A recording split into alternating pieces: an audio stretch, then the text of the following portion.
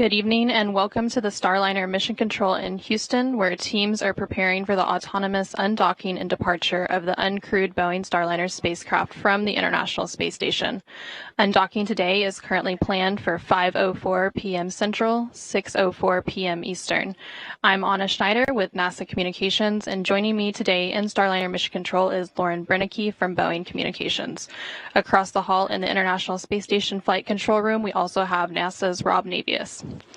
In preparation for today's undocking activities, the teams here in Starliner Mission Control and the Flight Control Room, Flight Control Team in the International Space Station Flight Control Room recently completed the go, no-go poll for Starliner's undocking. The teams all polled go to proceed with undocking. And the team here in Starliner Mission Control is being led by Flight Director Chloe Maring.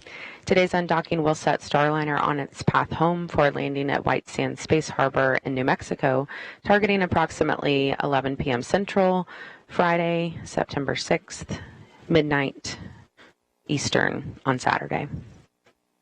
NASA astronauts Butch Wilmore and Sunny Williams flew to the International Space Station in June as part of NASA's Boeing crew flight test, lifting off atop a United Launch Alliance Atlas V rocket from Space Launch Complex 41 at the Cape Canaveral Space Force Station in Florida on June 5th.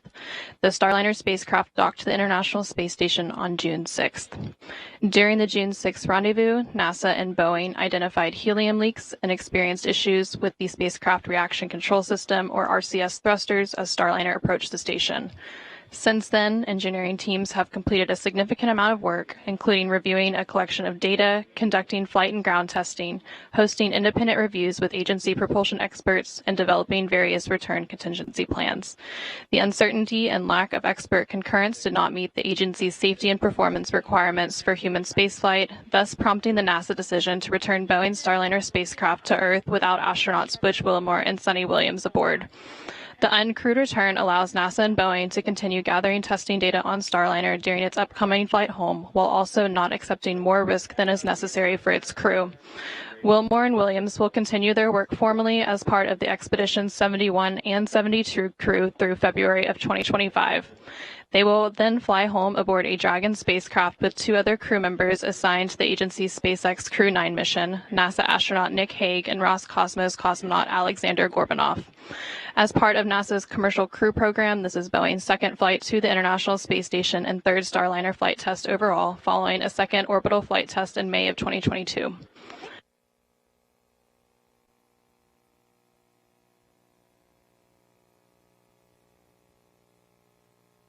Yesterday, the hatches were closed between Starliner and the International Space Station. There are three hatches that separate the inside of Starliner from the orbiting laboratory: the Starliner hatch and the APAS hatch and Node 2 forward hatch on the station side. Following hatch closure, teams worked through steps to depressurize the vestibule, which is the area between the station hatch and Starliner hatch that were exposed to the vacuum of space prior to docking. Shortly after the go, no-go poll earlier today, where the joint teams here in the Starliner Mission Control and the International Space Station Mission Control polled go for undocking, NASA astronaut Sunny Williams called down to the flight control team on Space to Ground to share some words with the team before Starliner's departure later today. We'll go ahead and replay that exchange for you now. Station Houston, Space to Ground 2 for Starliner undock status. Go ahead, we're with you. Hey, Sunny, both the Starliner and ISS flight control teams have pulled go for undock at this time. The expected undock time is 22:04. Okay, copy, 22:04. Hey, we're just looking at the flight control roster and wow, it is the all-star team. You guys, it is the time to bring Calypso home. You have got this. We have your backs, and you've got this. Bring her back to Earth. Good luck. Sunny and Butch, this is Chloe. Just on behalf of the entire MO team, I know the other flight control teams around the building, we thank you for your endless support over the years. We've enjoyed every training event and every meeting. We remember every setback and every revelation with you. The teams on the ground have worked countless hours over the last few weeks, months, and for a group of us, years to bring Calypso back, and we're ready to do that today. We wish you the best of luck in your increment, and sunny. I will make sure the right people have your coming home song ready to play on Space to Ground when it's time for you guys to come home. Good luck and thank you. Wonderful comments, Flight. We appreciate that, and we agree. Many years of great enjoyment, simming together, playing together, and being involved with each other's lives, and it's been special. Bring it home. Cappy, thank you, and have a good evening.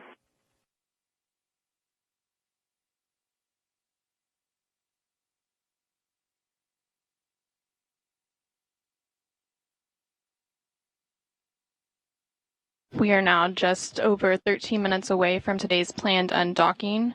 As we continue to approach that undocking, you can see the team here and the Starliner mission control team working in tandem with the ISS flight control room across the hallway.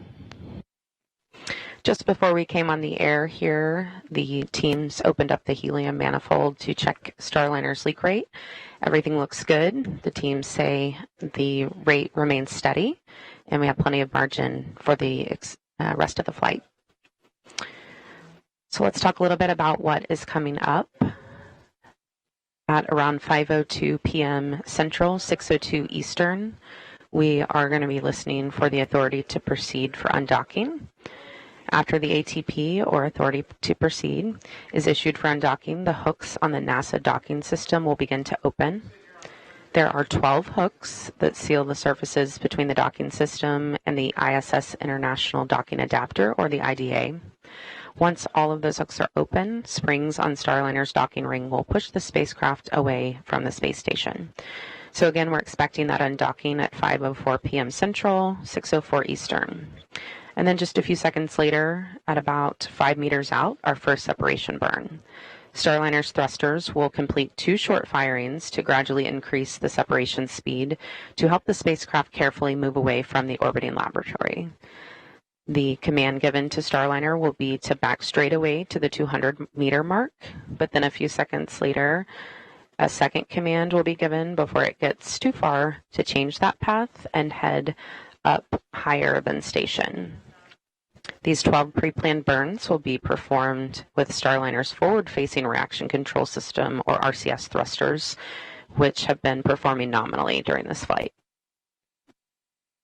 Starliner will then begin a breakout burn, which will take the spacecraft forward and above the station. During this burn sequence, Starliner's thrusters will perform a series of 12 short firings. This entire sequence will take about 5 minutes to complete and will allow Starliner to quickly break out to outside of the approach ellipsoid, or AE. About 4 minutes into this burn sequence, Starliner will exit the keep-out sphere, or KOS. The keep-out sphere is an imaginary 200-meter sphere centered on the space station. Once outside the keep-out sphere, vehicles must provide a 4-orbit safe free drift trajectory.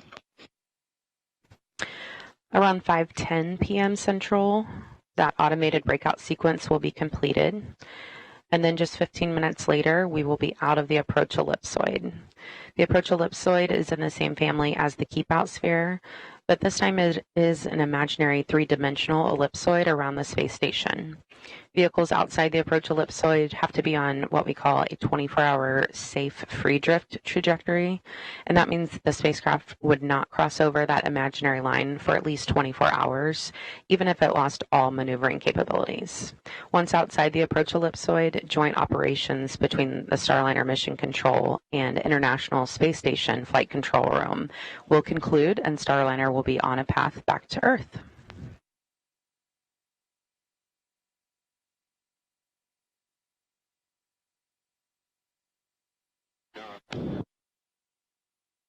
A few minutes ago, teams completed a final weather briefing to analyze weather predictions for the landing site at White Sands Space Harbor in New Mexico, and the weather continues to look good to support a landing later today. As part of the departure preparations for Starliner, mission managers completed a series of operational and weather checks. Yesterday, 24 hours before undocking, NASA analyzed the weather predictions for the landing site, and there are several different weather criteria that must be met, including winds at the selected landing site must be approximately 13 miles per hour or 12 knots or less when uncrewed, and ground temperatures must be warmer than 15 degrees Fahrenheit, and the cloud ceiling must be at least 1,000 feet. 1 nautical mile of visibility is also required, and the area must be clear of precipitation, thunderstorms, and lightning within an approximately 22-mile radius. A final weather check will also take place before the spacecraft's deorbit burn, which is currently scheduled for 10:17 p.m. Central, 11:17 p.m. Eastern. And following the weather briefing, the navigation and docking lights on Starliner were turned on. The LADARs were confirmed to operate, and the RAL cards were enabled for departure. The LADARs, or laser detection and ranging lasers, create a 3D picture of the International Space Station for Starliner's computers to help the spacecraft guide itself around the ISS when it's flying close to the station. The LADAR system was developed and tested in orbit aboard the Space Shuttle as they docked with ISS. The RAL cards, or Remote Analog Interface Unit, gathers data on the status and health of critical spacecraft systems during all phases of the mission. This allows the important systems information to be stored aboard the spacecraft so engineers can review it once the spacecraft lands.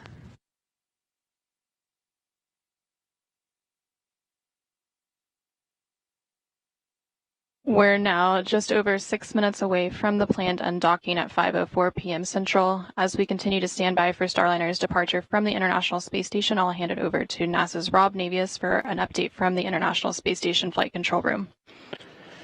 Thanks, Anna. Here in the Space Station Flight Control Room at the Johnson Space Center in Houston, the flight control team led by Flight Director Anthony Varia is in the final moments before the expected undocking of Starliner from the forward port of the Harmony module on the International Space Station.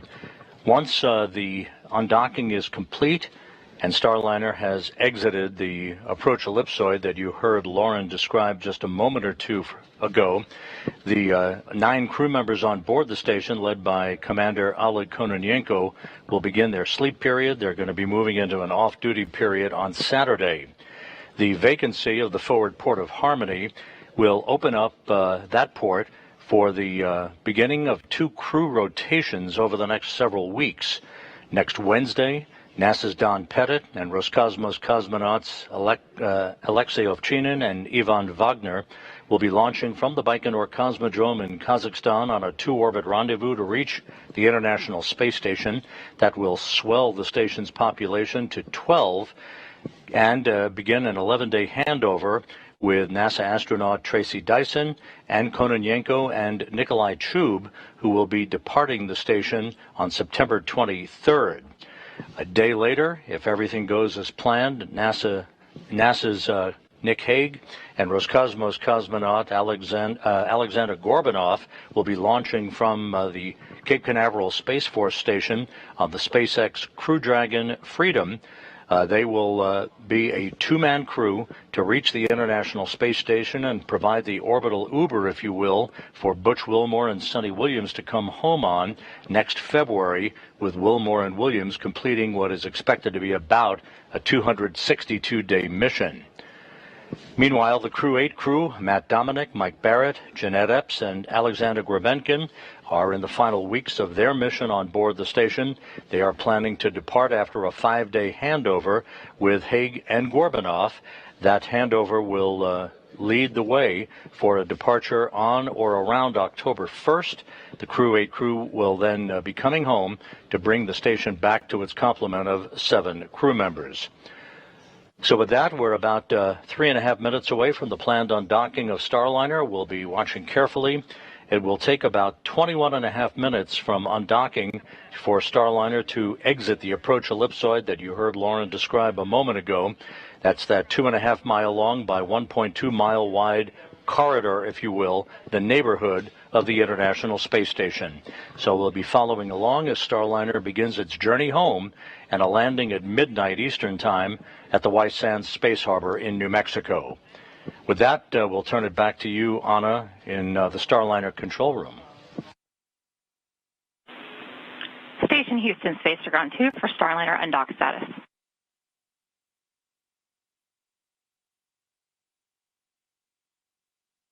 Go ahead.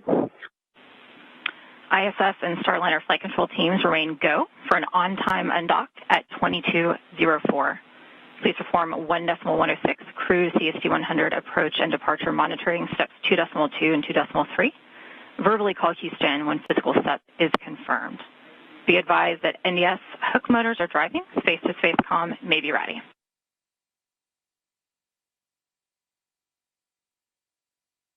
ISS crew copies ready for undock monitoring.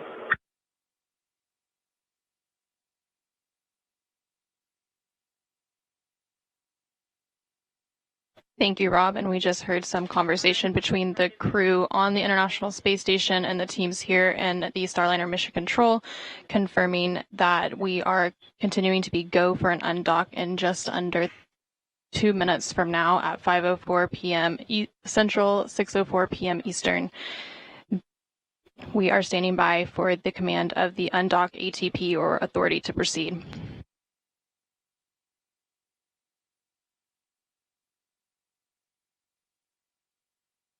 Once the authority to proceed is issued for undocking, the NDS or NASA docking system hooks will begin to open, and there are 12 hooks that seal the surfaces between the NDS and the ISS International Docking Adapter, or IDA. Once all 12 hooks are open, springs on Starliner's docking ring will push the spacecraft away from the space station. And Flight Director Chloe Marion just asked for quiet in the room as we are approaching 1 minute out from Starliner undocking.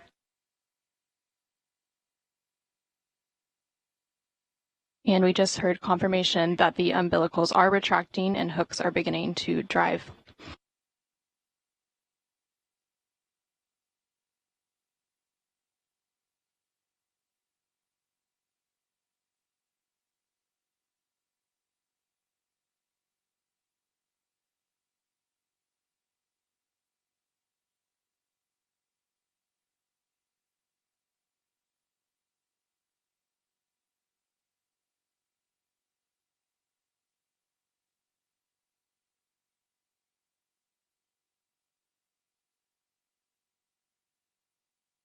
"30 seconds.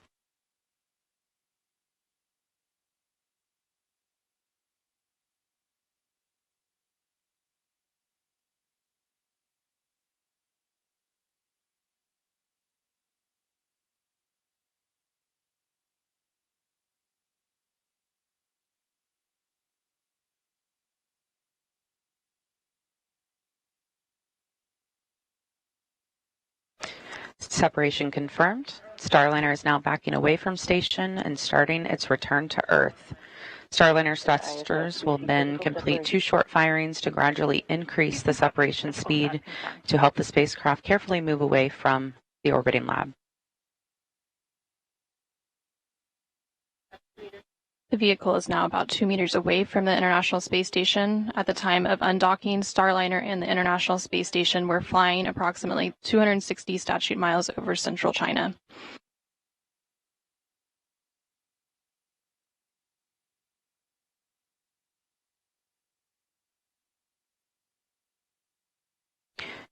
Starliner will be beginning a breakout burn soon, which will take the spacecraft forward and above station.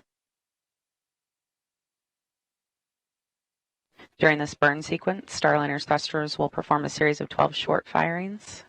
The entire sequence takes about 5 minutes to complete and allows Starliner to quickly break out to outside the approach ellipsoid, or AE. And about 4 minutes into the burn sequence, Starliner will exit the keep out sphere, or the KOS.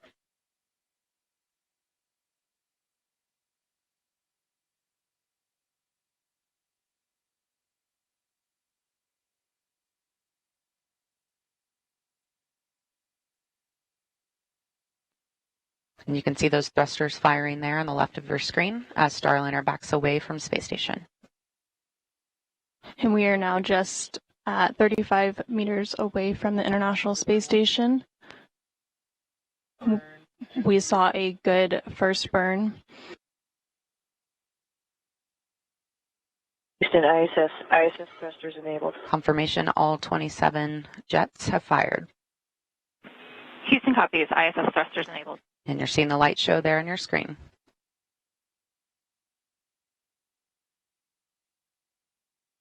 And the first 3 of the 12 firings have completed, and there's about a 100-second pause until the 4th burn.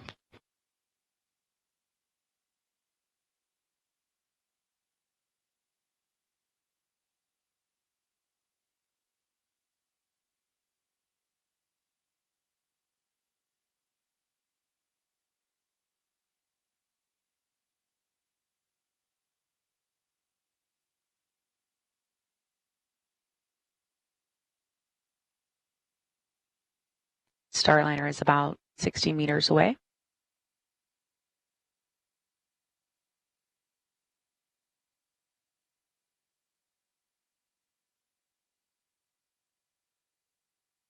And flight controllers are reporting good attitude and good control. We are standing by for the 4th of the 12 burns in the series of firings as part of the breakout burn. As a reminder, the entire sequence will take about 5 minutes to complete. About 4 minutes into the sequence, Starliner will cross what is known as the keep-out sphere. The keep-out sphere is an imaginary 200-meter sphere centered on the space station. We are 15 seconds away from the 4th burn in the series of 12.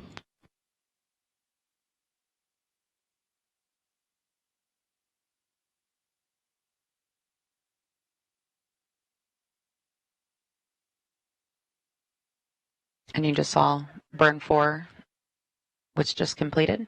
We're hearing good burn.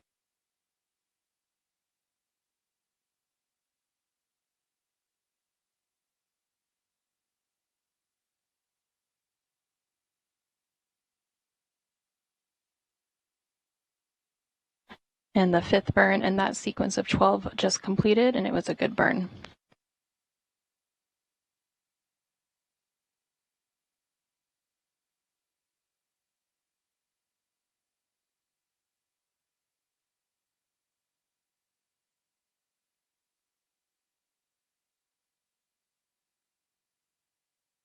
The 6th burn in the series of 12 was just completed, and it was a good burn. We are halfway through the series of 12, 6 more to go.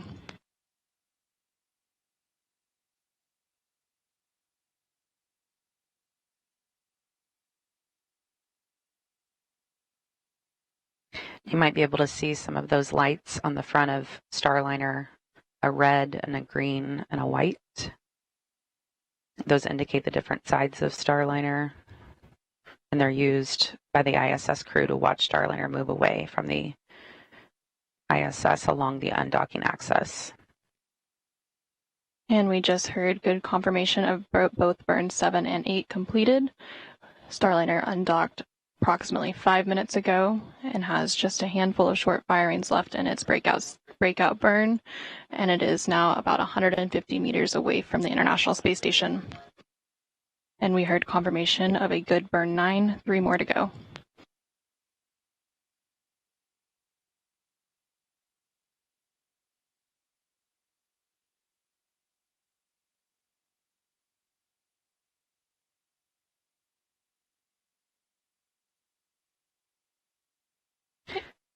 Burn 10, good burn.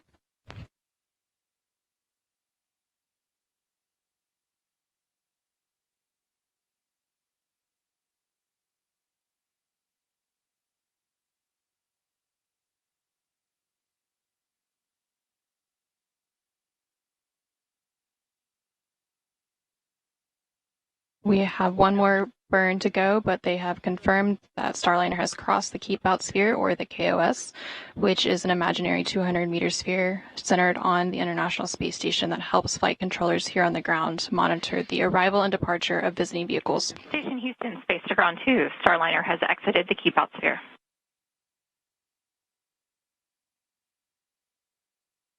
Copy, she's exited the keep-out sphere.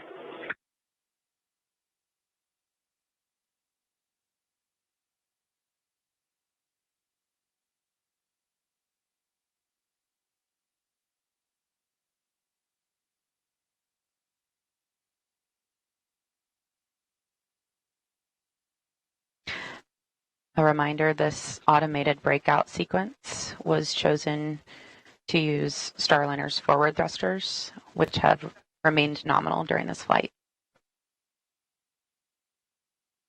And we heard confirmation that all 12 burns in this series of breakout burn firings have completed, and they were all good burns. Starliner has crossed the keep out sphere. So the next milestone for Starliner's departure will be crossing the approach ellipsoid, or AE. The AE is another invisible shape monitored by the flight control team, measuring 4 kilometers by 2 kilometers by 2 kilometers. Starliner is scheduled to cross the approach ellipsoid in about 10 minutes. Vehicles outside the AE have to be on what we call a 24-hour safe free drift trajectory, which means the spacecraft would not cross into the approach ellipsoid for at least 24 hours, even if it lost all maneuvering capabilities. Once outside the approach ellipsoid, joint operations between Starliner Mission Control and the International Space Station Flight Control Room will conclude, and Starliner will be on a path back to Earth.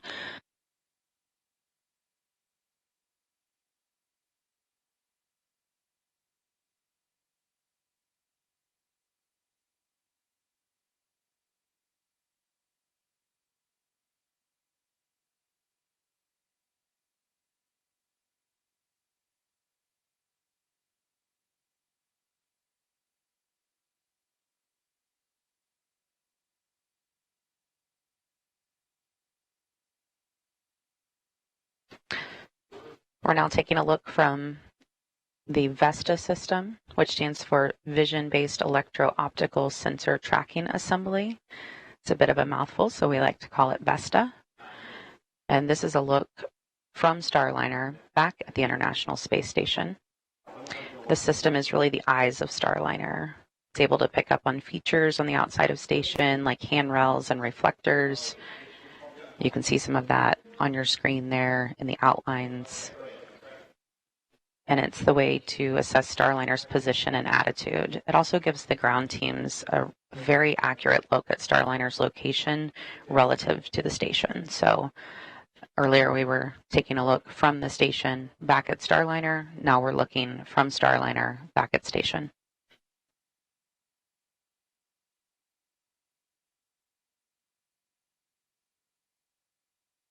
We're just under 10 minutes away from the AE exit, so in the meantime, we will check back in with NASA's Rob Navius in the International Space Station Flight Control Room. Rob? Thank you, guys. Flight Dynamics has reported that Starliner is on a perfect trajectory backing away from the International Space Station and opening a rate of about 13.5 statute miles per rev. At the time of the deorbit burn, at 10:17 and 13 seconds p.m. Central Time later this evening, the vehicle will be about 56 statute miles away from the International Space Station. That deorbit burn, by the way, will be a 59-second burn to slow Starliner down by 129.9 meters per second, a 4 OMAX burn. OMAX, the acronym for the Orbital Maneuvering and Attitude Control System, thrusters and jets on the Starliner spacecraft that will enable Starliner to begin to drop out of orbit for its intended southwest to northeast trajectory across the Pacific Ocean, across Baja California, and heading towards its landing at the White Sands Space Harbor in New Mexico. With the forward port of Harmony now vacant, that sets the stage, as I mentioned a few minutes ago, for the start of a couple of crew rotations that are coming up. Down at the Baikonur Cosmodrome in Kazakhstan, Don Pettit of NASA and Roscosmos cosmonauts Alexei Ovchinin and Ivan Wagner and their backups are in the final stages of their preparations for launch next Wednesday. Their Soyuz 2.1A booster and the Soyuz MS-26 spacecraft that they will ride to orbit. That vehicle will roll out to the launch pad in Baikonur on Sunday, and then final preparations will lead them to a launch next Wednesday at 11:23 a.m. Central Time, heading for a two-orbit, 3-hour, 10-minute journey to dock to the International Space Station's Rassvet module. Now, that forward port on Harmony that was just vacated by Starliner's departure will be the port of call for NASA astronaut Nick Hague and Roscosmos cosmonaut Alexander Gorbanov, and their launch no earlier than September 24th on the SpaceX Dragon Freedom spacecraft off of Launch Complex 40 at the Cape Canaveral Space Force Station. That will be about a 30-hour transit for those two crew members to reach the International Space Station and the automated docking to the forward port of Harmony. Ultimately, Haig, Gorbanoff, Butch Wilmore, and Sonny Williams will do a relocation of the SpaceX Dragon spacecraft from the forward port of Harmony to the zenith port of Harmony, opening up that forward port for the arrival of the next SpaceX cargo ship, SpaceX 31, that's scheduled for launch in October. So a lot of activities lying ahead for the space station crew. The crew aboard the International Space Station soon will begin its sleep period and an off-duty day on Saturday, while the activity shifts over to the White Flight Control Room down the hall, as they are in a shift handover right now. Flight Director Rick Henfling will be taking over shortly to supervise entry and landing operations, and the team over there will be monitoring the progress of Starliner as it moves to its deorbit position about 56 statute miles away from the International Space Station. With that, we'll turn it back to the White Ficker and Anna and Lauren.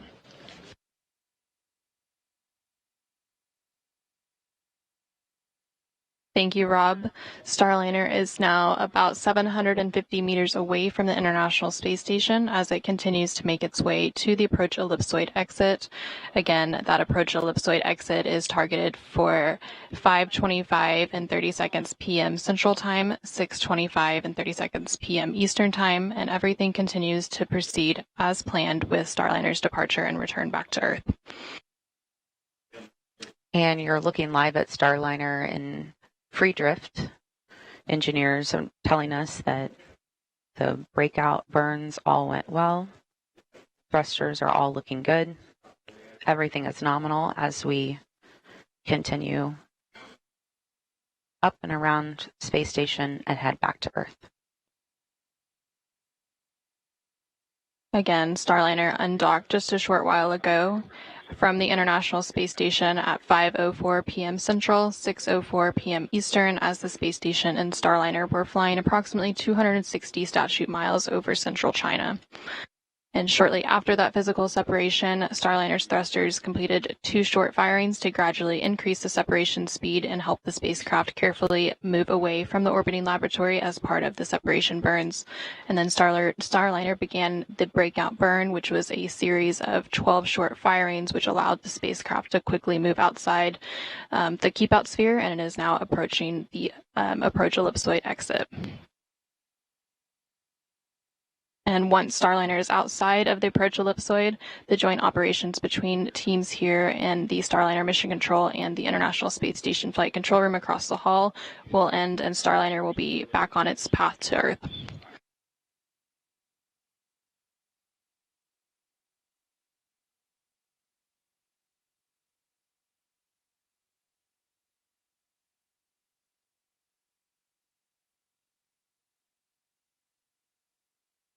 And we are about 6 minutes away from that approach ellipsoid exit, and Starliner is now about 900 meters away from the International Space Station, traveling at a rate of 1.2 meters per second.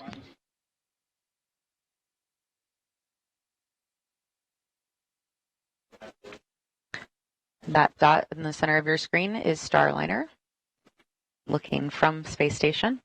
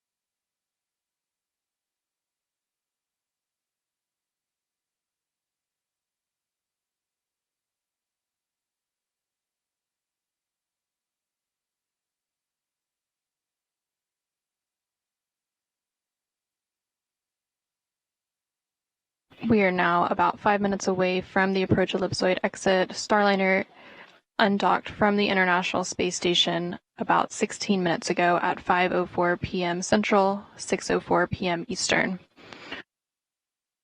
Starliner is now just over 1,000 meters away from the International Space Station.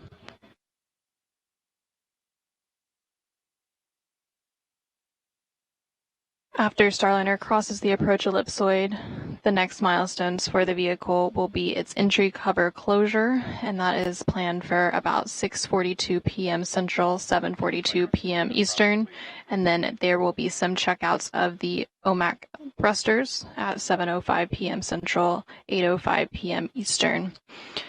And then after that, we get into the entry and landing coverage, and the go-no-go for the deorbit burn will be at approximately 9:57 p.m. Central, 10:57 p.m. Eastern, following with the deorbit burn about 20 minutes later at 10:17 p.m. Central, 11:17 p.m. Eastern. Again, seeing good views of Starliner leaving the International Space Station. It's that distant dot on your screen. The vehicle is now about 1,120 meters away from the International Space Station.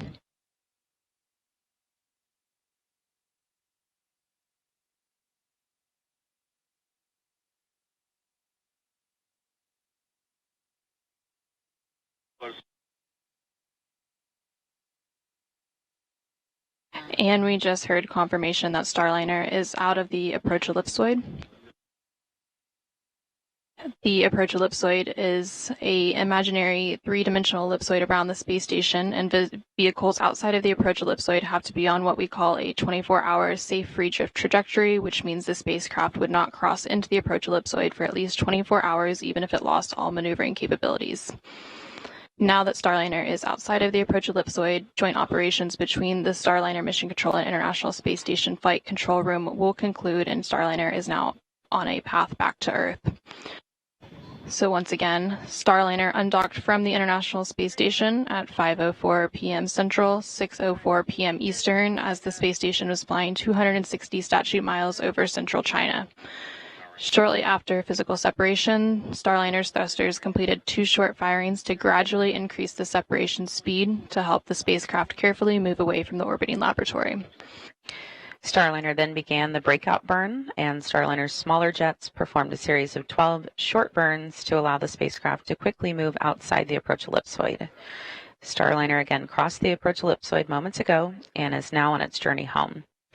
The next milestones for Starliner ahead of its deorbit burn, targeted for 10:17 p.m., include crossing the entry cover, closing the entry cover, and conducting checkouts of the OMACs, or the orbital maneuvering and attitude control thrusters. Those are the bigger jets on Starliner.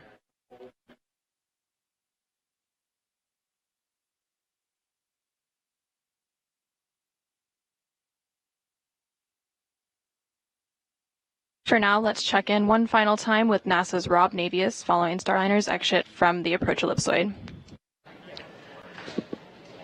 Thank you, guys. Here in the Space Station Flight Control Room, Flight Director Anthony Varia and his team will be remaining on console throughout the course of the evening, keeping a watchful eye on things. Space to ground 2 for Starliner status.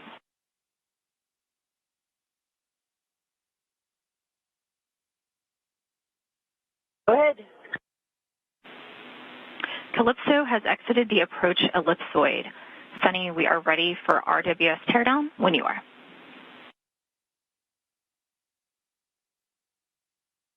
Okay, she's on her way home. Congratulations to the UNDOCK team, and we'll be tearing down the RWS. Copies, thanks. Spacecraft communicators are here in the station flight control room talking to Sonny Williams, International Space Station. The Starliner is perfect trajectory, moving well away from the International Space Station for its deorbit burn at 10:17 and 13 seconds p.m. this evening. Once again, that'll be a 59-second burn of the 4 orbital maneuvering and attitude control system jets on the Starliner spacecraft to slow Starliner down by 129.9 meters per second, allowing it to drop out of orbit to begin its descent back into the Earth's atmosphere, and a landing just about midnight Eastern Time, 11 p.m. Central Time, give or take a few seconds, at the White Sands Space Harbor in New Mexico. With that, the space station team will begin to turn its attention to the next major activity. That will be the launch out of the Baikonur Cosmodrome in Kazakhstan on Wednesday of NASA's Don Pettit and Roscosmos cosmonauts Alexei Ovchinin and Ivan Wagner on the Soyuz MS-26 spacecraft that will increase the station's population from 9 to 12, and the beginning of a busy several weeks of crew rotations on the International Space Station, leading to the start of Expedition 72. So with that, we're going to call it a day here in the Space Station Flight Control Room. Turn it back to you guys in the white Flight Control Room down the hall. All right, thank you very much, Rob. Starliner is now on its way back home to Earth and has about a 6-hour journey ahead of landing. We are targeting, again, around 11 o'clock Central, midnight Eastern for that landing at White Sands Space Harbor in New Mexico. We will resume live coverage of Starliner's deorbit entry and landing beginning at 9:50 p.m. Central, 10:50 p.m. Eastern. Until then, thank you for joining us for Starliner's undocking and departure from the International Space Station. This is Mission Control Houston.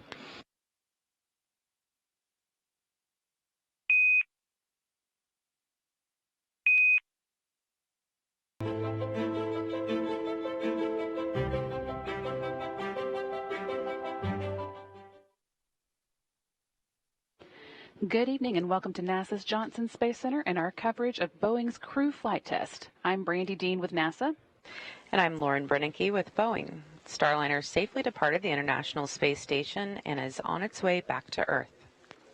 The uncrewed return allows NASA to continue gathering test data on Starliner during its upcoming flight home, while also not accepting additional risk for the crew. Wilmore and Williams, meanwhile, have formally joined the Expedition 71-72 crew and are going to remain at the space station conducting science experiments and helping with maintenance through February 2025. They're going to fly home aboard a Dragon spacecraft with 2 other crew members assigned to the agency's SpaceX Crew 9 mission. That is NASA astronauts Nick Hague and Roscosmos cosmonaut Alexander Gorbanov. On Thursday afternoon, the hatches were closed between Starliner and the International Space Station. And earlier today at 5:04 p.m. Central, the docking hooks released Starliner, allowing it to separate and begin moving away from the space station and into place for its journey home. You can see that video from earlier today playing here.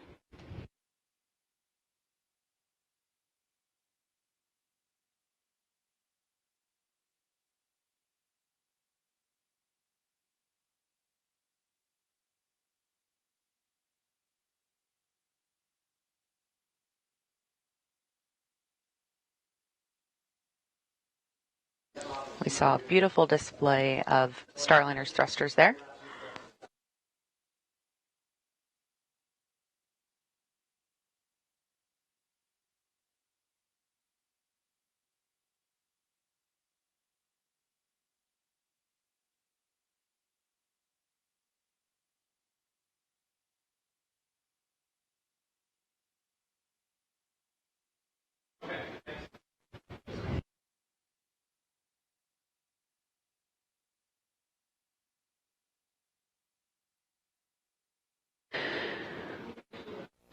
Butch Wilmore and Sunny Williams also had some words to say for the teams here on the ground as Starliner was making its way away from the space station. Station Houston, space to ground 2 for Starliner undock status. Go ahead, we're with you. Hey, Sunny, both the Starliner and ISS flight control teams have pulled go for undock at this time. The expected undock time is 22:04.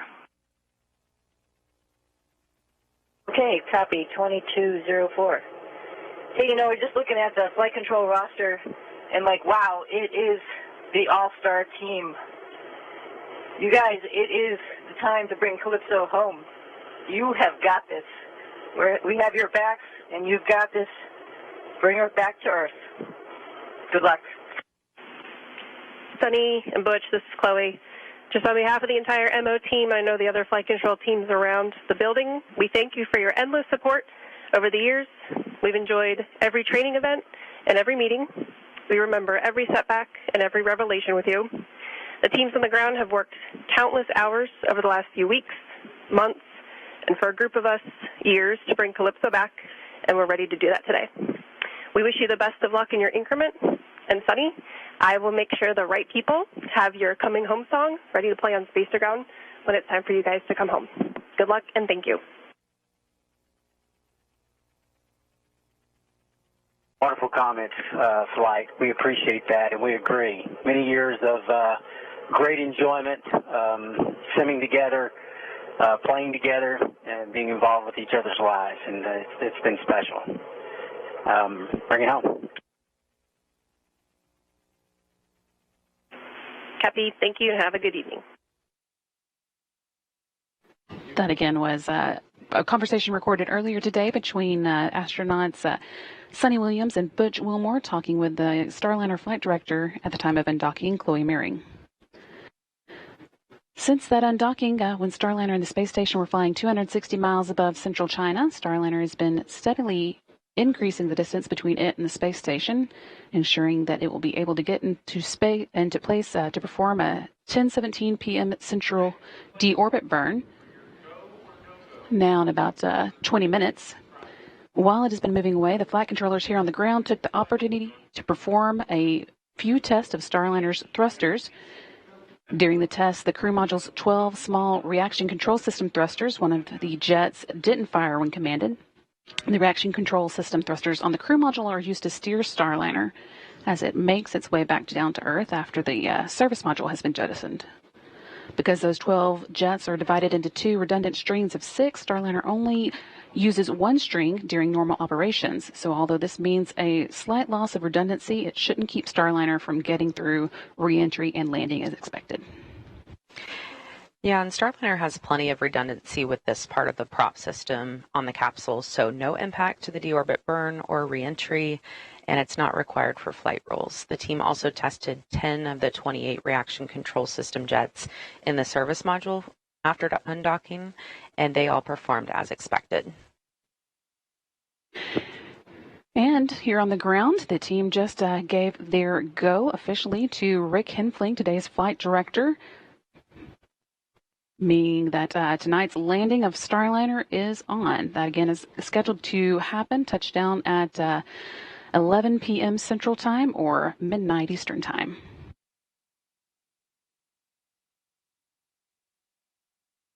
Once again, Flight Director Rick Henfling has gotten a go from Starliner's for Starliner's deorbit burn from all of the flight controllers watching over the spacecraft's return tonight. And that again means we are officially on for Starliner's return to Earth at about 11 p.m. Central Time or midnight Eastern. The deorbit burn at 10:17 p.m. Central Time is now just 17 minutes away. That'll be a 59-second firing of 4 of Starliner's orbital maneuvering and attitude control thrusters on Starliner's service module. And joining us live from Starliner's landing zone with White Sands at White Sands Space Harbor in New Mexico, our colleagues Leah Cheshire from NASA Public Affairs and Boeing's Josh Barrett. Leah and Josh, how is it going out there?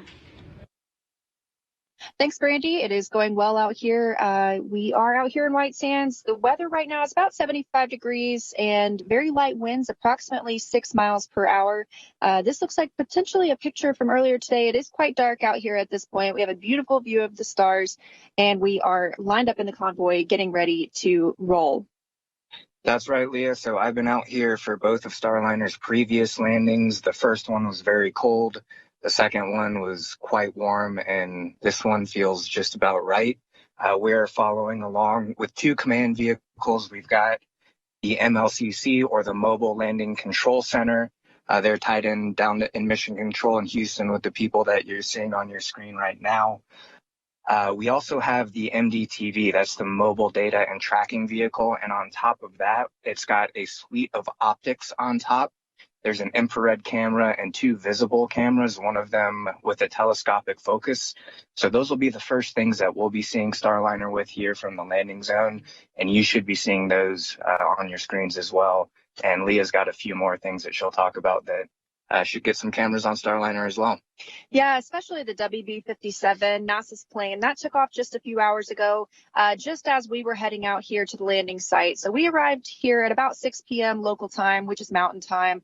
And since then have been getting ready, lining up, doing communications checks between the various teams, and just getting ready to eventually drive out to the landing site once Starliner comes down. So it is a sea of white gypsum sand out here.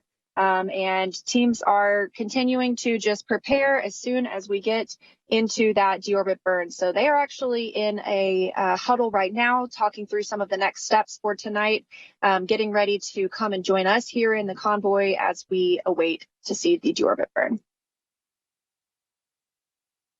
So with that, right now, we are going to turn it back over to you, Brandy and Lauren. We are going to stick around, though, and cannot wait to see Starliner coming straight across the sky. Thank you. Thanks so much, Leah and Josh. We are hoping to get some good views from where you guys are at later today. Now, once we make that final burn to get out of orbit today, it'll take about 45 minutes for Starliner to reach its destination.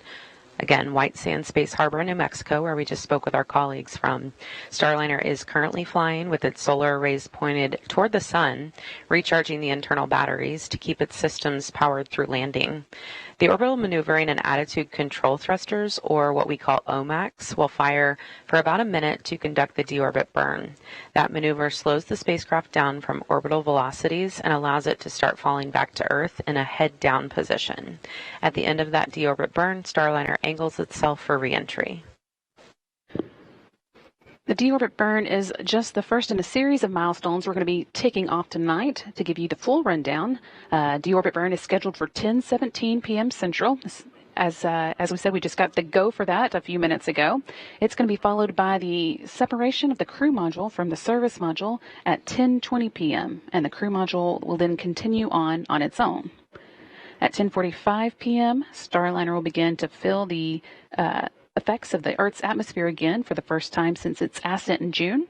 And a few minutes later, around 10:47, the heat from Starliner's reentry will become so intense that plasma will begin to form around the spacecraft, causing a blackout in communications with Starliner for about 4.5 minutes. Once Starliner clears that blackout period, things will begin to happen very quickly. Yeah, so then up next at 10:56, when Starliner is about 4.3 miles above Earth, the spacecraft will be done with the forward heat shield that is at the top of the capsule that helped protect it through re-entry, and it will jettison it to make way for the parachutes that are stored underneath. And then almost immediately, those parachutes will begin to deploy. First with 2 smaller drogue parachutes that are meant to take the edge off Starliner's speed.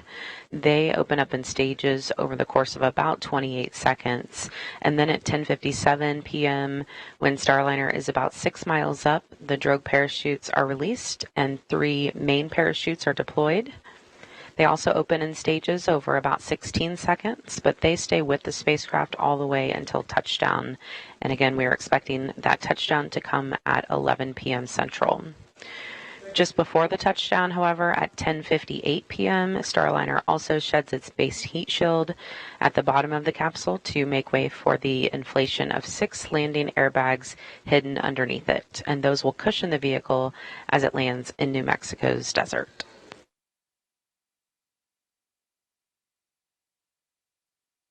It's probably worth mentioning that we do not have video from Starliner. If you think back to June on its ascent and journey to the International Space Station, it's not able to send video down when it's not connected to the space station, so we won't be getting in-flight views from it, but we do have several cameras out at the landing site as well as some aircraft in the area that we are hoping to get some views from. But of course, it is going to be pretty dark out in the desert at night, so they may be infrared or black and white views, but hopefully we'll get some good camera views to show you.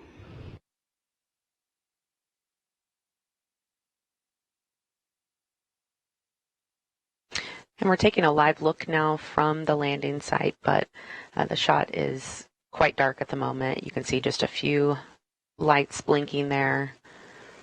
hopefully as we get closer to the ground, as Starliner gets closer down, we will have some better shots.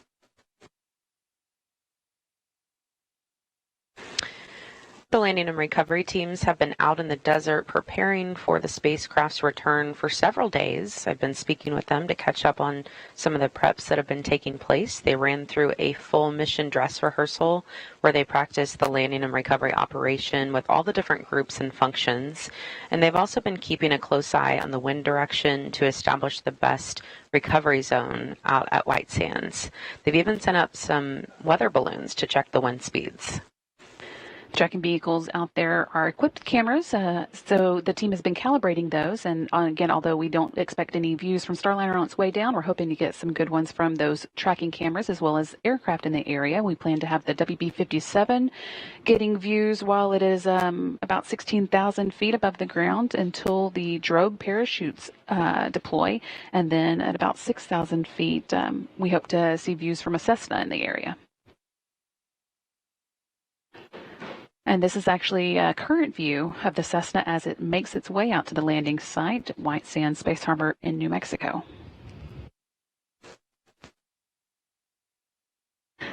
And this is a shot from one of the ground cameras that we have on site. So again, although it is dark there, we are hoping to see some good views.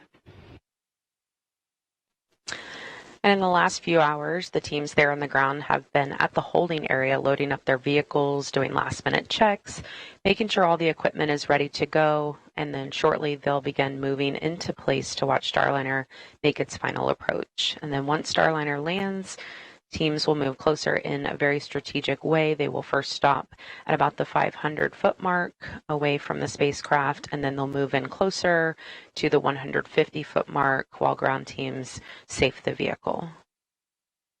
That first team on site with Starliner will be what we call the Gold Team. They start recovery operations by performing what's called a sniff test, where they use sensors to check for hydrazine, one of the propellants that Starliner uses. They'll be wearing protective gear known as hazmat suits to prevent exposure to hypergolic propellants. Hydrazine is used as a propellant, and if it turns into a vapor, it can be toxic. After the sniff test, they will notify the rest of the convoy when it's safe to approach, and then they're going to check the winds, make sure the entire landing and recovery team is staged uprange from the direction the wind is blowing for added protection. Now, everyone out there is part of a different color team, and they wear a vest with that color, so it's very obvious who does what. So the next step is the silver team, and their first job is to ground the spacecraft. Starliner will be powered down, but there could be some residual electricity. So before anyone can touch it, they will ground it and discharge it.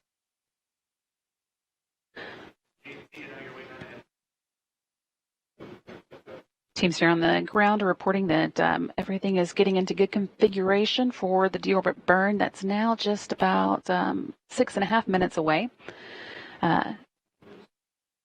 Going on with what we were saying, we also will have the blue team that documents everything that's going on at the landing site. These are photographers from both Boeing and NASA who have situational awareness cameras. And again, here's a current view of those teams all ready to deploy at landing. Yeah, that's the holding site that we were mentioning. And then, of course, you can see the mountains there in the background in this black and white view.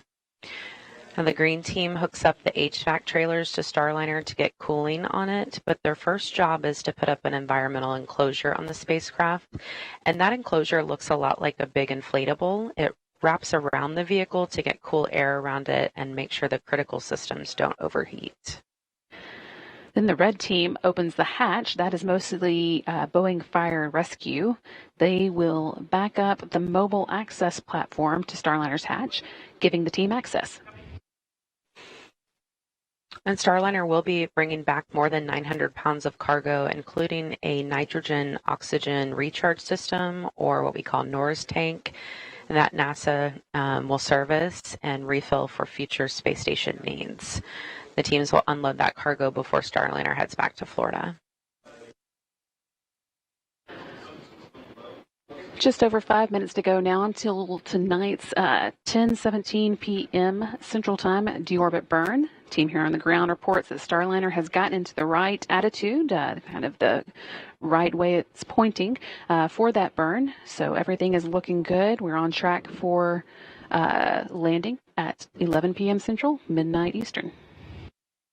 With just a couple minutes or 4 minutes left to go until the deorbit burn, we're going to check in once again with the landing team and Leah Cheshire and Josh Barrett.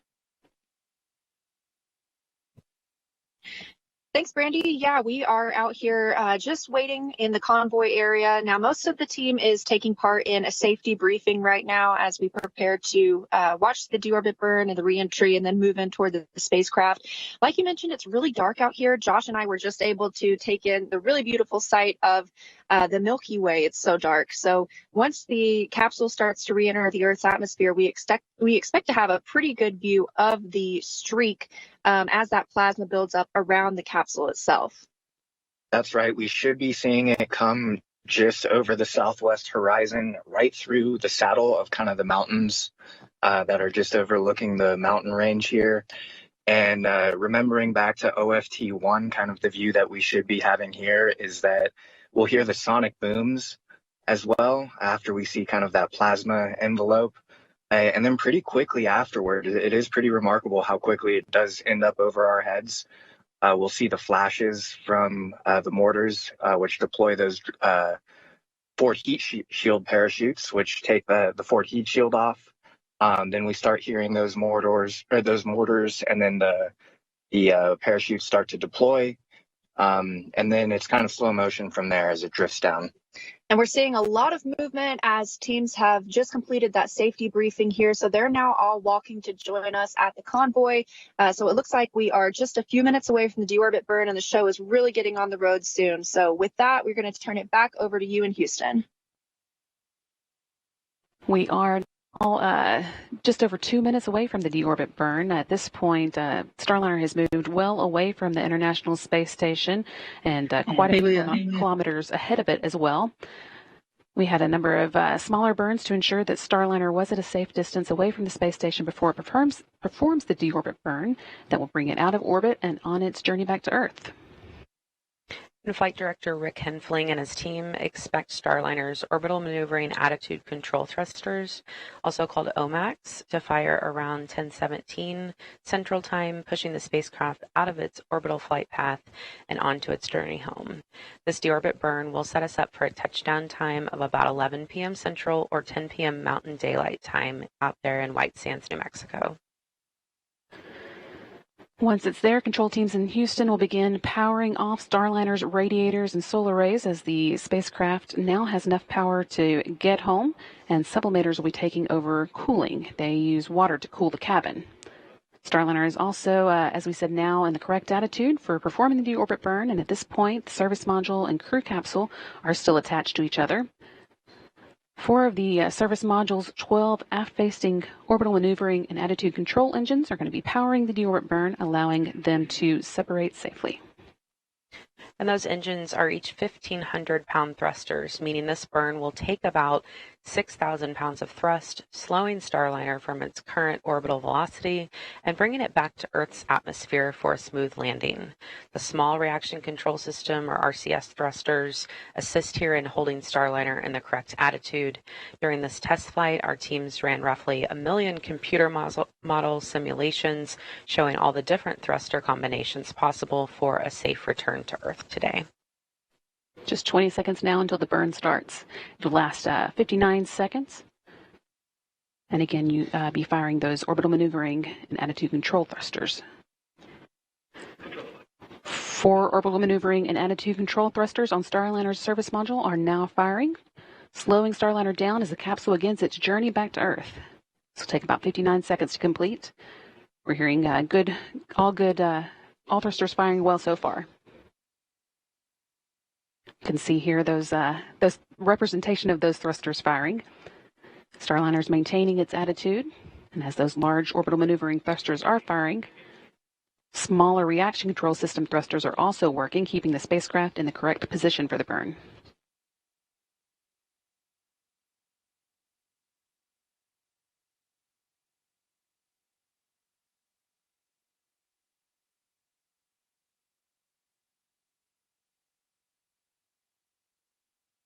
Still looking good.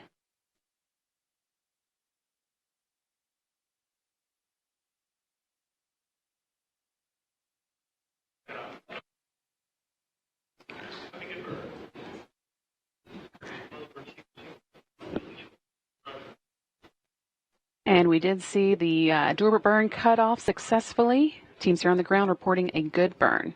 Starliner is now on its way to White Sands Space Harbor in New Mexico, and a planned touchdown at about 11 p.m. Central, midnight Eastern Time.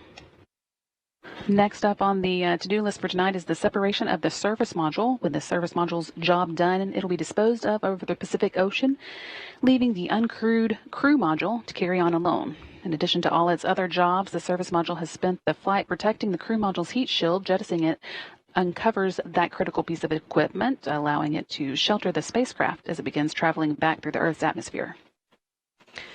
The crew module will then make its final attitude adjustments to make sure the heat shield is at exactly the right angle to provide that protection. And those fine-tuned adjustments are really just a strong capability of Starliner's guidance, navigation, and control system. In fact, on the two previous flights, Starliner made bullseye landings thanks to that system.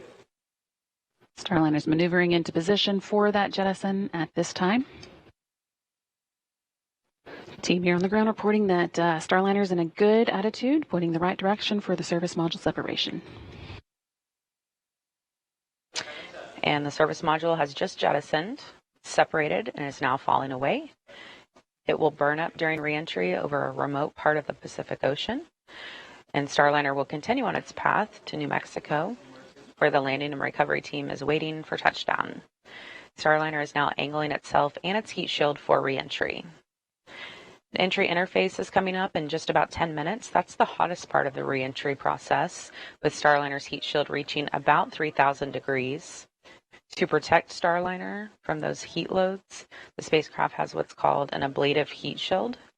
The outer surface of that shield heats up to a gas, which then carries the heat away from the crew module through convection. And our team calls this process a game of threes because during entry interface, the heat shield will handle those temperatures of about 3,000 degrees, but it will convert that heat to about 300 degrees with only 3 inches of ablator. And because of this protection during this hottest part of reentry, the inside of the spacecraft remains at about room temperature. When Starliner returned from its last 2 flights, the capsules landed with 2 black stripes up the sides, indicating the heat shield was ablated as intended. So we do expect to see that again today, and the team considers that a bit of a badge of honor.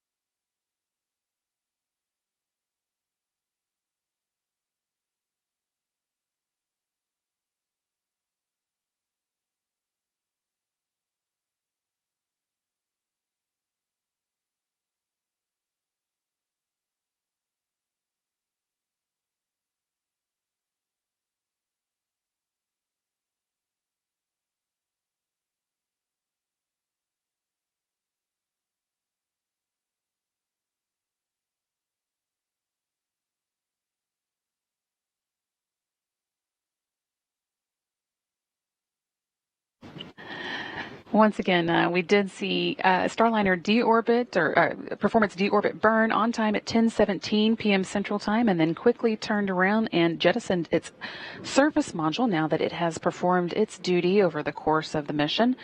We are still about 20 minutes away from entry interface, but things will start to happen quickly after that. About 4 minutes after we go into the entry interface, the heat from Starliner's re-entry will become so intense that the plasma will begin to form around the spacecraft, causing a blackout in communications with Starliner for about 4.5 minutes. And after that, we'll see Starliner jettison its forward heat shield that's been protecting the parachutes during re-entry.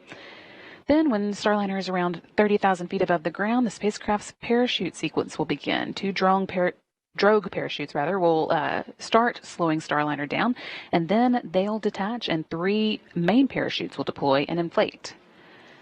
At about 3,000 feet off the ground, the base heat shield jettisons, exposing the airbags, and then at touchdown, those airbags absorb the initial force of landing, cushioning the spacecraft for a soft, safe return to Earth.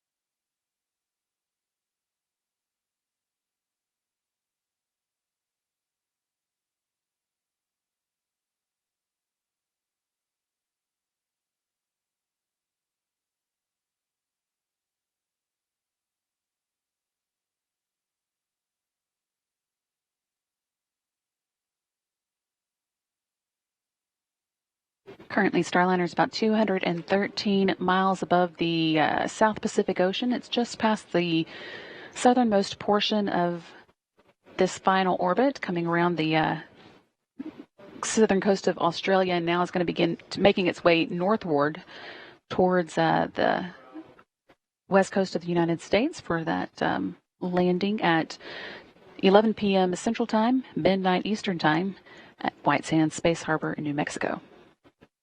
Again, we've had the deorbit burn that took place just as planned at 10:17, a 59-second burn that changed the Starliner speed by about 290 miles per hour, 130 meters per second. That made way for the service module separation, and the next milestone we'll be watching for is the entry interface coming up around 10:45. Still about 10 minutes away.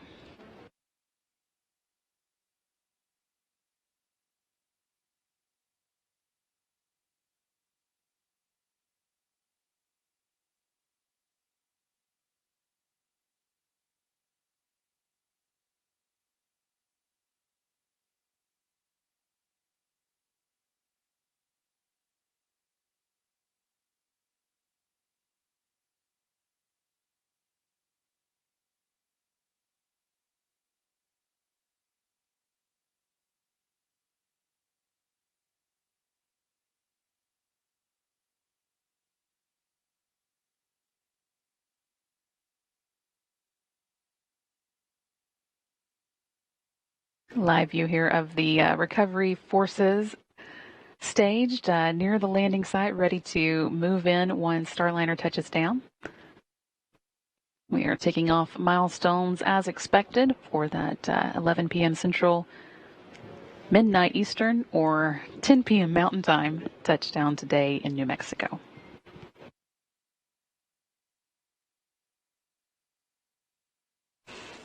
Again, Starliner performed its deorbit burn about 12 minutes ago.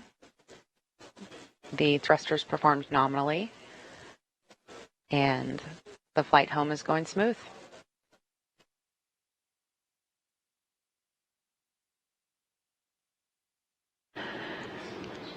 We're still about 14 minutes away from the entry interface, which is our next milestone. I think I said earlier that we were 10 minutes away. That was a mistake. But about 14 minutes from now, we'll be experiencing the atmosphere for the first time since Starliner launched. And since we do have a little time, we're going to check back in with the landing team. Leah and Josh, how are things going out there? Thanks, Brandy. Yeah, that was a great view of the landing convoy all lined up. I was just watching some of the Gold team members getting suited up. As you mentioned earlier, that's going to be the first team to come in and inspect the vehicle. They're sniffing for those hypergalls or any of those dangerous fumes before the rest of the teams get the go to move in and approach the capsule. Of course, it's kind of a waiting game right now as we are still waiting to spot Starliner coming from the southwest. So a lot of us are outside of the convoy right now and keeping our eyes on the skies. Yeah, that's right. We've got about just under probably 3 dozen vehicles all lined up in 3 rows, just waiting to get that touchdown signal. Again, going through that convoy list that you guys went through already so well. Behind that Gold team, after Starliner is declared safe, the Silver team moves in and they do the electrical grounding. They'll also stabilize the vehicle just in case the airbags start deflating.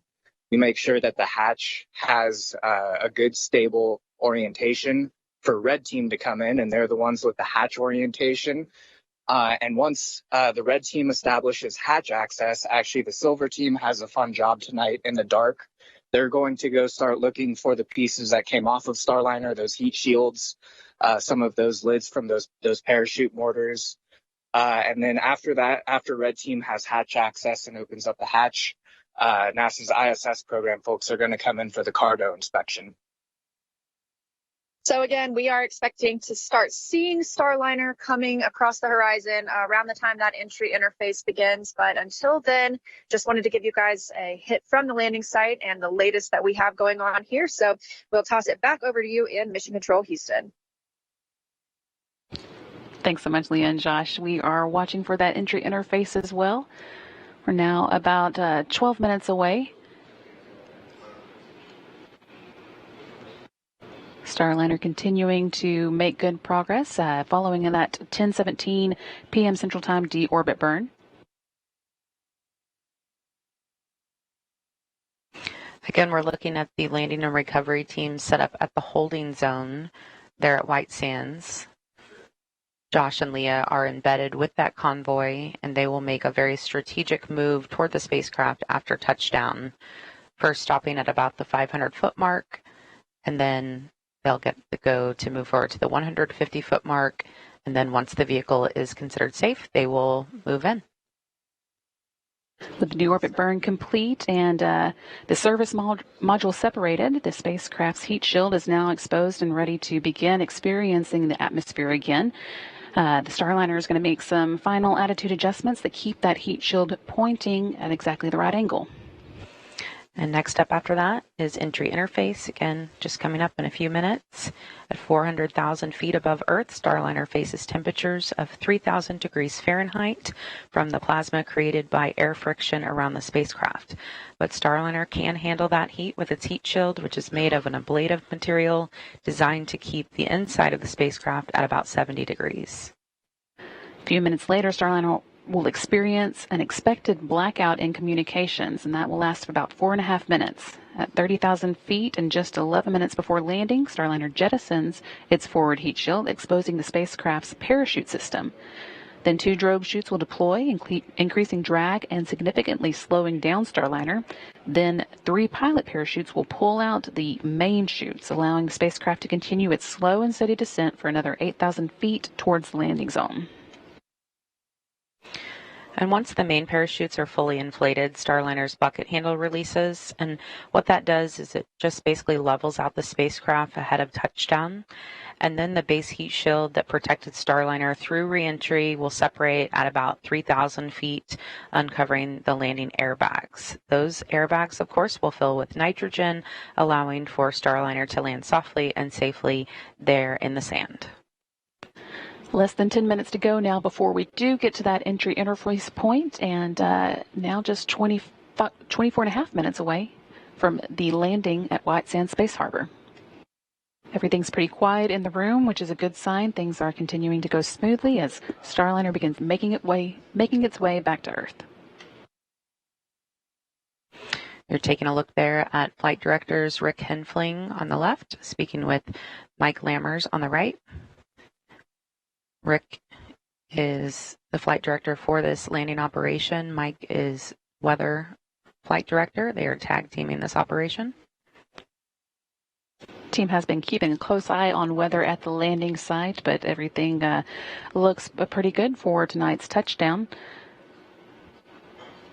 Yeah, about 79 degrees Fahrenheit out there. They reported 10 miles of visibility. The winds are within the limits, so we are looking good for a touchdown. Coming up right about 11 o'clock p.m. Central Time. 7 minutes to go now until entry interface. And then that intense heating will start about 2 minutes after we do begin the interface. That'll last about 4.5 minutes, during which time we'll be in a blackout.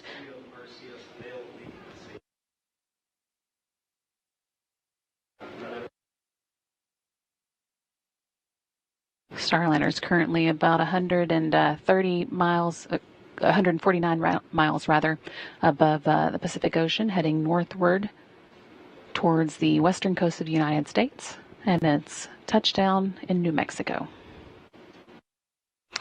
We're taking a look here at the landing trajectory. There on the left of your screen, you can see that line that crosses over the Baja Peninsula, and that is the track Starliner will take as it makes its way into New Mexico. As it gets closer to the ground, people living in the area might get a bright shot of Starliner coming back through the atmosphere and landing there in White Sands, New Mexico. You can also see there in the center of the screen the to-do list, basically, before we do get to landing. The service module separations highlighted in green because that one's already taken place. And next up is the entry interface, about 5 minutes away from now. And flight controllers here in the room are reporting good attitude for that entry interface, coming up again in just under 5 minutes.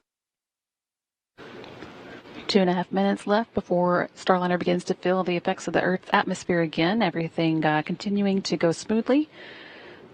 Flight controllers here in the room are quiet as they're working through their steps, but all going well so far. Starliner is in position to begin experiencing that heat from re-entry. Now less than 100 miles above the Earth and heading towards the Baja Peninsula. We'll be flying over that before landing in New Mexico.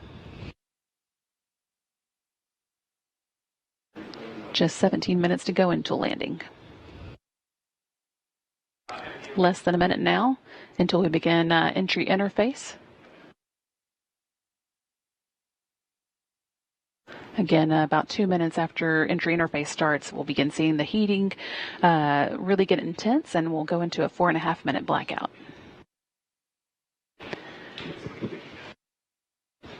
Team here in the ground reporting entry interface has begun. They're seeing good range. Seeing another view from the landing site, or the teams getting ready to move out to the landing site here. A little better idea from this view of exactly how dark it is out there with all the lights of the vehicle shining. A minute and a half until we move into the blackout period for Starliner. And 14.5 minutes until we land in White Sands, New Mexico.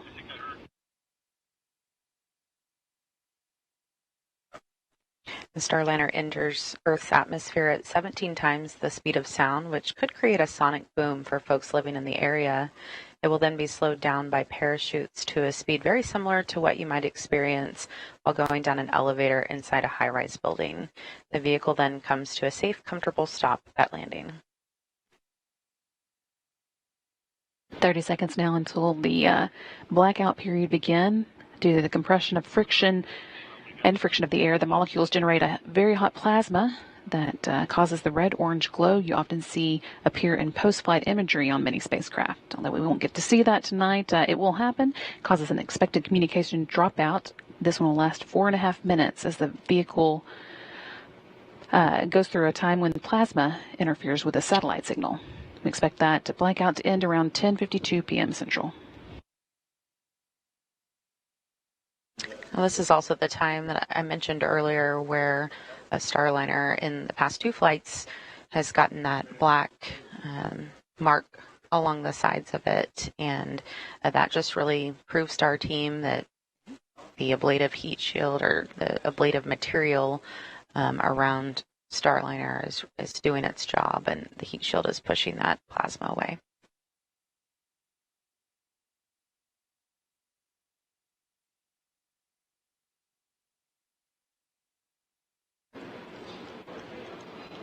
It's blackout time again. Lasts about 4.5 minutes. We've got about 3.5 left of it. After that, the milestones we'll be watching for include forward heat shield jettison at 10:56, when Starliner is about 4.3 miles above the Earth. Very soon after that, almost immediately, drogue chutes deploy. Those give a little bit of an initial slowdown to the vehicle before the really large main parachutes deploy. That happens when the Starliner is about 2.5 miles above the Earth.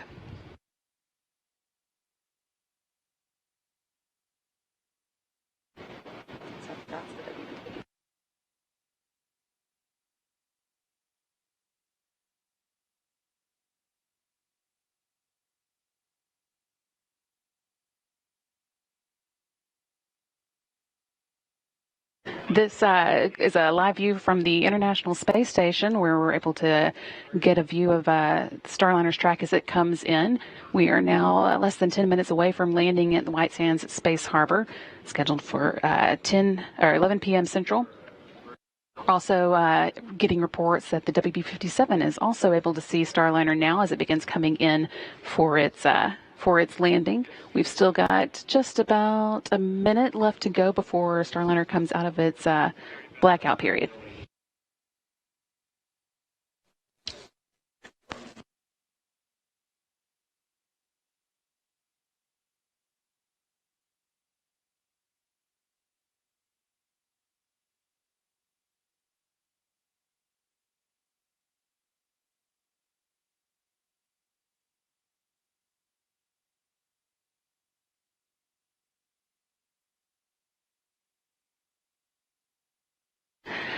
And this is a view from the WB-57, one of NASA's aircraft that is at the landing site, has been staged and ready to pick Starliner, or pick up the view of Starliner as it comes in, and that is what we are seeing now.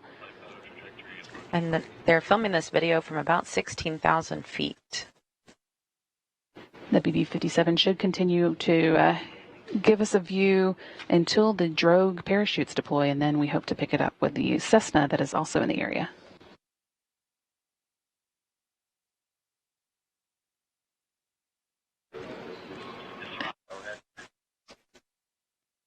And flight controllers here in the room are reporting that we are out of that blackout period and everything is looking good. Starliner remaining nominal as she returns to Earth.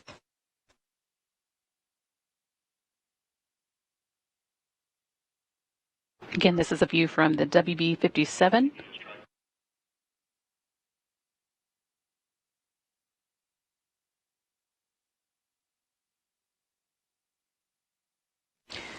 Starliner showing a beautiful streak across the sky as she returns to White Sands, New Mexico.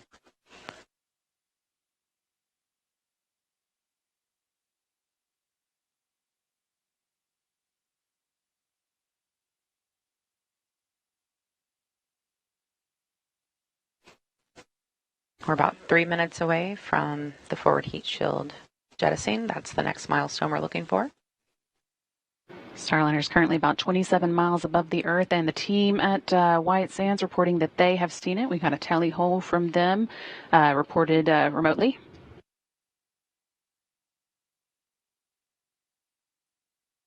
That means they are seeing Starliner from the ground there in New Mexico.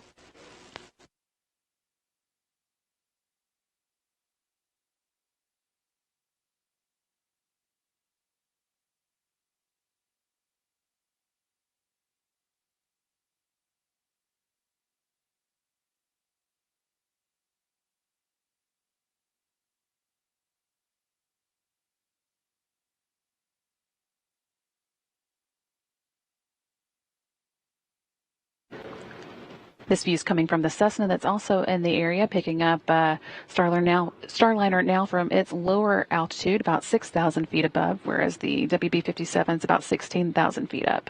We are Now just 6 minutes and 22 seconds away from landing.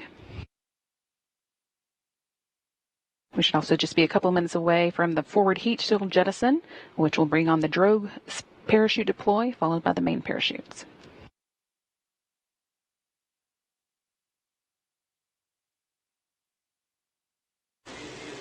And the strobe lights on Starliner are now on.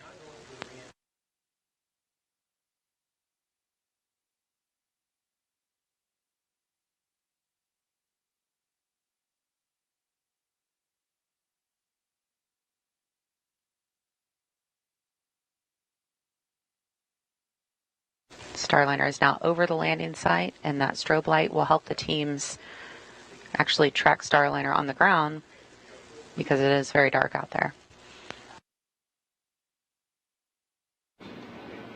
Now about 12 miles above the landing site and just 5 minutes away from landing.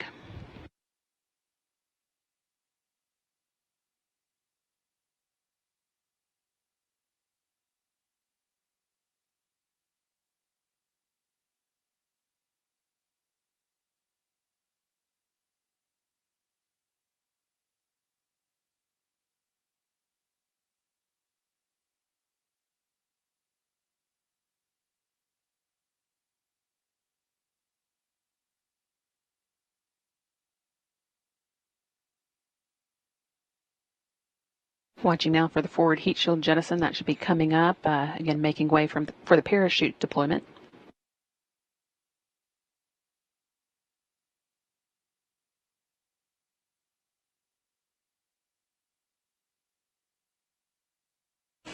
All right, and that action you're seeing on your screen, forward heat shield and drogues out.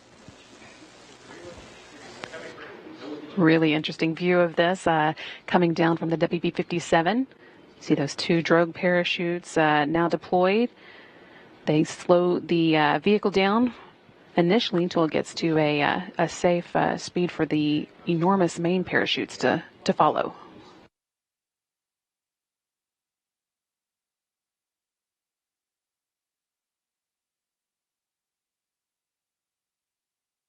About 4 minutes to go until touchdown.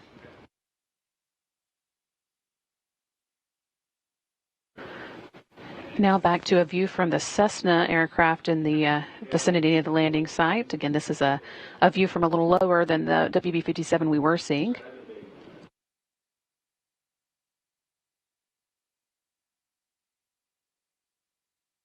The next thing we're going to see here is the 3 main parachutes come out, and everything will happen pretty quickly from that point on.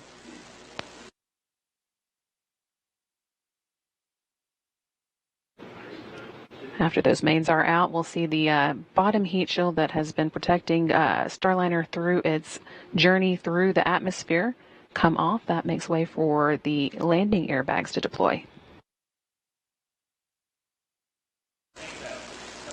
And there's the main parachutes there on your screen. We see 3 out, currently reefing.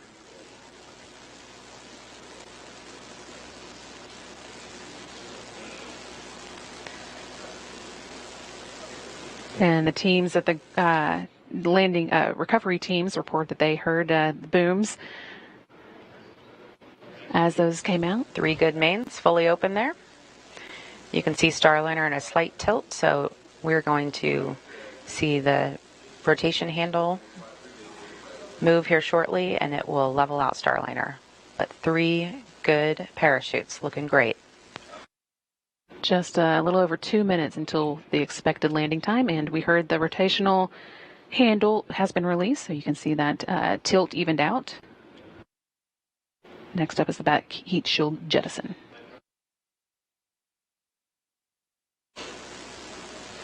And there it goes. That again makes way for the airbag inflation. Nice to see that. You can see the airbags deploying there on your screen. Those airbags are filled with nitrogen as they guide Starliner safely back to the desert floor.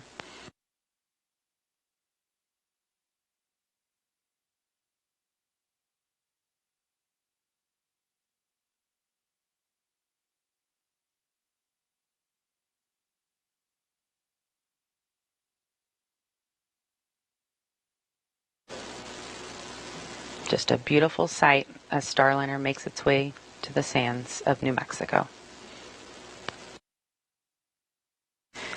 And flight controllers confirming 6 good airbags.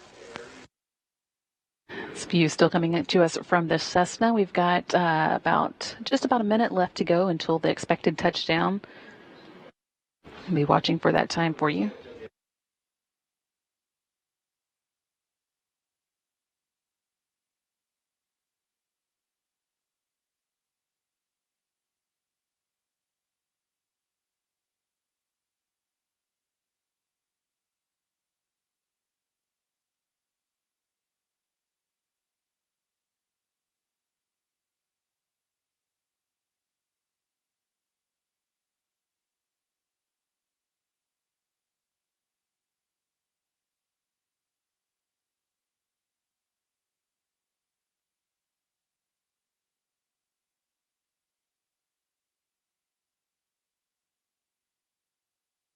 Just about 15 seconds away from expected touchdown.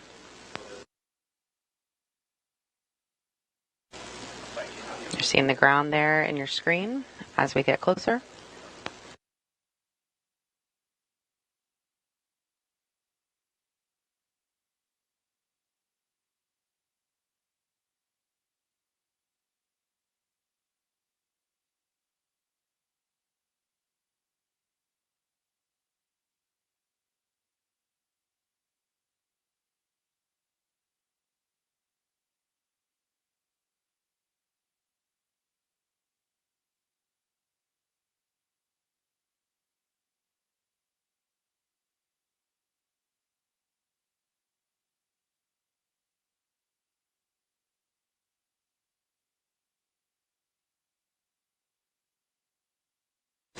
Touchdown. Starliner is back on Earth. That landing coming at 11:01 and 35 seconds Central Time, 10:01 and 31 seconds Mountain Time at White Sands Space Harbor at the U.S. Army's Missile Range in New Mexico. Our landing and recovery teams will now wait for clearance before making their way to the spacecraft. One of the changes required with no crew on board is that the team here in the flight control room will be the ones to command the parachute to be cut away so that the wind doesn't pull the capsule along. But that's no problem for them. So now with Starliner down, they can begin working on some of the post-landing to-do items. Again, we saw Starliner touchdown at 11:01 p.m. Central Time. That's 1 minute after midnight Eastern Time, or 10:01 p.m. Central at the landing site in New Mexico.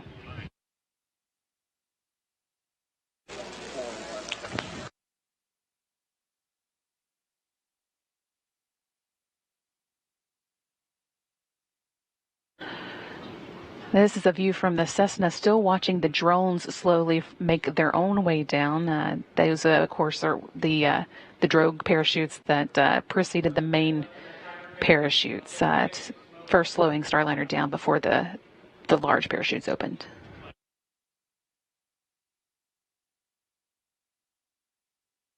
And really just a flawless and beautiful descent of Starliner today. Even heard some cheers and clapping in the background.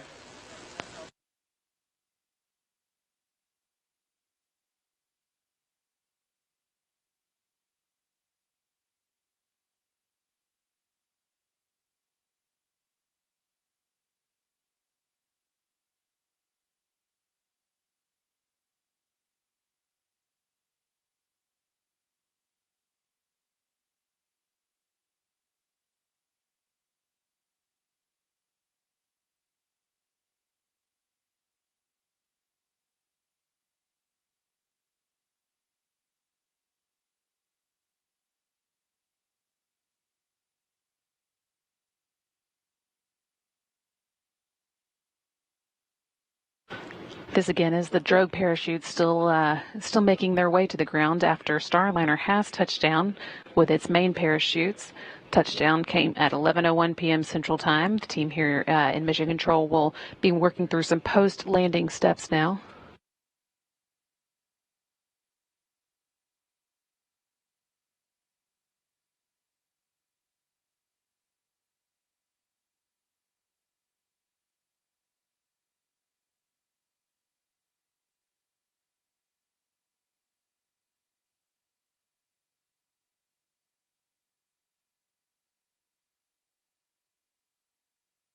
View here of Starliner at its landing site in White Sands at Space Harbor.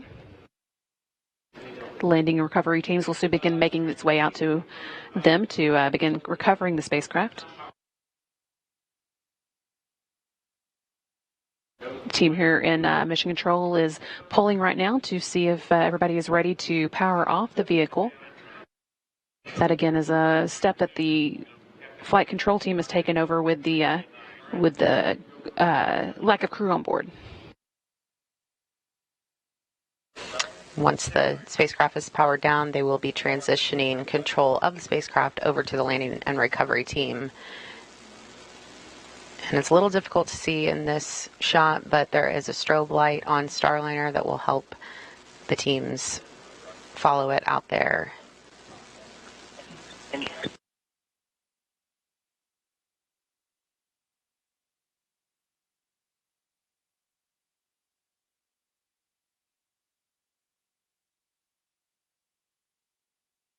And the recovery team is on the move, but I think Leah Cheshire and Josh Barrett, our colleagues out there, may be able to give us one last update. Leah and Josh, can you hear us? Great landing of Calypso. I don't think there could be a Brady, better hopefully. birthday. Obviously, we did have really a great show. We were able to see the cameras that you were watching too from the WB-57, from the Cessna, from the International Space Station. But Leah, can I interrupt you? Yes. Concur. It's been a really amazing day. We were hearing a bit from Space to Ground there, but I think they've concluded, unfortunately. We'll see if we can get a recording of that for folks listening at home. But Leah, go ahead with your update. Yeah, sorry about that. Couldn't hear that one here. But here comes MCCH here. Rick just wanted to offer that he's got one more hour here.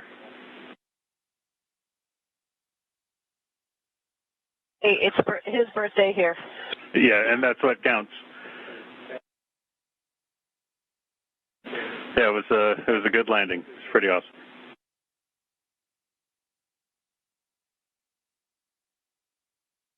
You guys are the best. You are the best. Thank you.